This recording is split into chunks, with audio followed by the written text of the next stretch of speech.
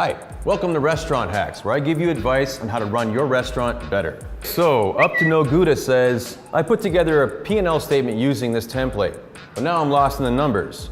How do I actually use this thing to help my restaurant make more cheddar? First, to help you compare, you should be looking at your sales and cost numbers from 3 different perspectives. Actual this year, budget this year, and actual last year. Look for big differences, positive and negative, between your previous year and your current budget. That's where you'll see what's changed within your business or what's gone off track. Finally, look at the bottom line, your net profit. And you want this number to be positive, and that means you're paying all your bills and your staff. And if your net profit is greater than 11% of your sales, you're already doing better than most full-service restaurants.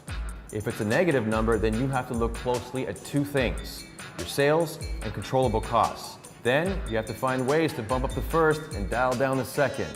And your P&L statement is a great way to start that brainstorm. Good luck out there.